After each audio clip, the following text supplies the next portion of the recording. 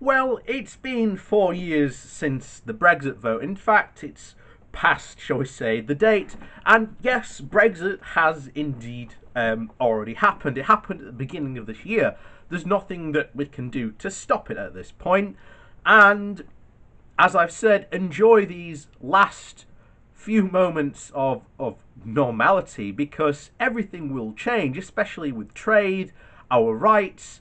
The promises that the Brexiteers made will not be honoured in any way, shape, or form because there was never any policy behind these promises. It was promises of your life will somehow be better because it will. And of course, we've had all the experts saying this is going to cause massive damage to the UK. That hasn't changed in the past 4 years. Even the government's own analysis has said that as well. And of course, we get to today's article, and it's basically this. It's been 4 years since the Brexit vote. Everything and nothing has changed. On this day in 2006, 72% of the UK's electorate headed to the polls in the EU referendum. 4 years on, one can hardly fail to be struck by the subsequent transformation of politics. Yet, the consequences in terms of substantive policy have been more significant, more limited, and Brexit to date has changed everything and nothing. Let's start with the most obvious point. The UK's relationship with the EU will be, and indeed has already been, profoundly altered as a result of the referendum. For all the doubters as to whether the result of the referendum would be honoured or not, it has been. Britain's membership ended on the 31st of January, and the rupture promises to be far more severe than many observers expected at the time. Yet the Brexiteers were wrong to claim that leaving would be easy. Of course, the difficulties sprang partly from failures of political leadership and a parliament too divided to make it its own mind. Yet the National Audit Office claimed that by March of 2020 there were roughly 27,000 civil servants working on Brexit. That even the British civil service, long feted as perhaps the most effective administration inside the EU, should have struggled with the task is telling. While leaving has proven harder than leavers were willing to admit, the process has underlined the validity of the long-standing Eurosceptic claim that the EU, as Douglas Hurd once put it, has invaded its way into the nooks and crannies of national life. And like an invasive creeper, its removal is causing damage in both Northern Ireland and Scotland. Brexit is undermining the devolution settlements that were designed with EU membership in mind. The shifts in constitutional status quo may be occurring slowly, but there has been nothing slow about the transformation of politics. The post-referendum period has witnessed, among other things, a resurrection of the dominance of the two large parties, a shift in their electoral base, changes in leadership, numerous expulsions, the Conservative victories from Labour strongholds. One result has been the absolute primacy of politics over considerations. Boris Johnson's government seems committed not only to get Brexit done, but to do so in a way consistent with the UK, quote, taking back control of its money, laws and borders. The implications of this for the future of the UK-EU relations are clear. As Prime Minister advisor David Frost put it in a speech in Brussels in February 2020, Brexit was surely all about a revolt against the system. And its purpose was to reclaim the ability to get our own rules right in a way that suits our own conditions. Consequently, we should even should a trade deal be agreed with the EU, it will be a relatively thin one, to avoid replicating the pre-existing arrangement and fundamentally altering not only the UK trades with the EU, but also patterns of cooperation over matters ranging from anti-terrorism to defence. It has, in other words, been a roller coaster. Yet, while changes we have seen are both fascinating and important, they should not blind us to the broad continuity elsewhere.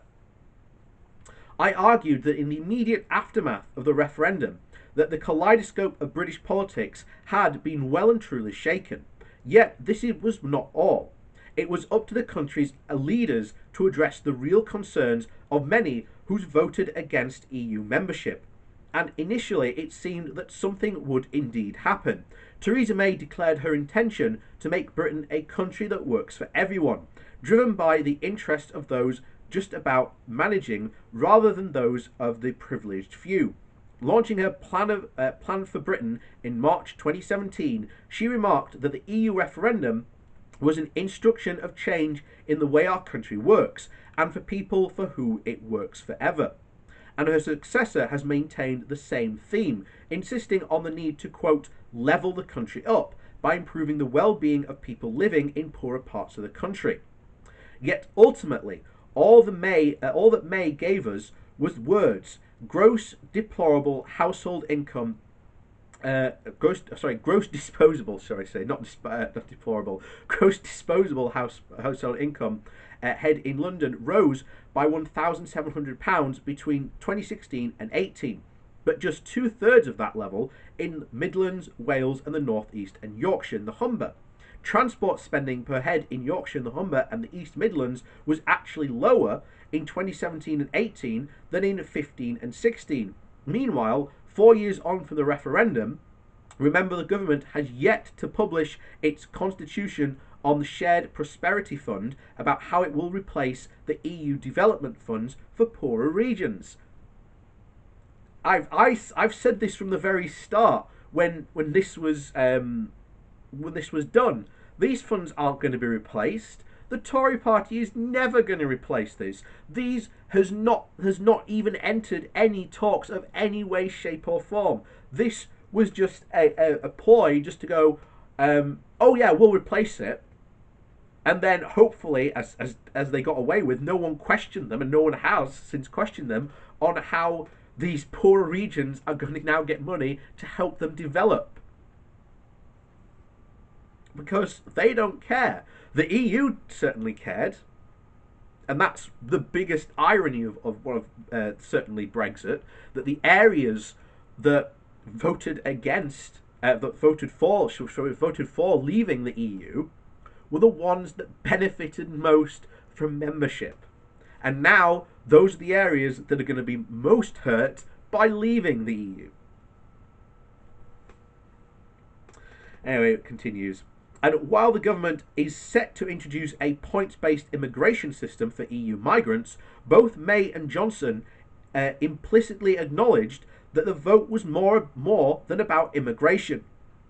It was for a new settlement of some kind for the country, which has not yet even started to materialise. Of course, until January 2020, Brexit was effectively drove all other issues off the agenda, and sequentially, COVID-19 has done the same thing. Moreover, both via the negative impacts on the economy, will make levelling up harder than it would have been immediately after the referendum. Yet, at the same time, the pandemic has made the task of acting to address the long-standing inequalities more urgent. Its impact, as study upon study has revealed, has been deeply unequal. The virus has hit more disadvantaged urban areas harder, not only in terms of death rates, but also on the impact of household wealth.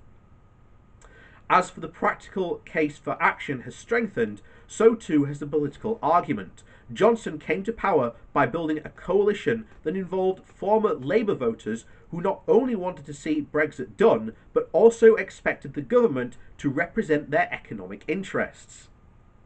And that, quite frankly, is impossible. You cannot simultaneously represent the economic interests of the people of the North in these Labour voting areas and leave the European Union and expect to achieve some sort of balance. It just won't happen.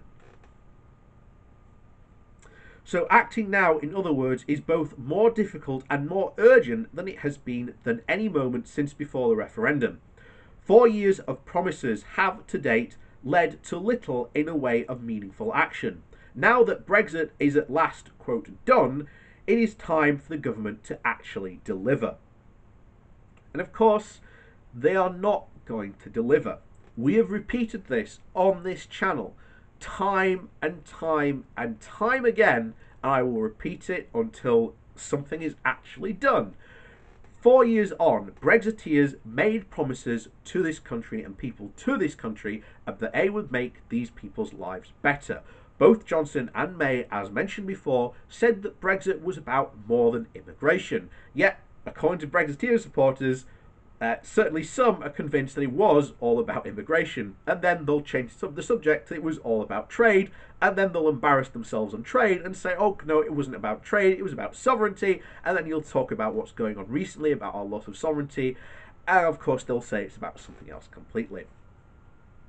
Brexit was an idea. It was a complete fantasy with no concrete policies in place as to what to do after.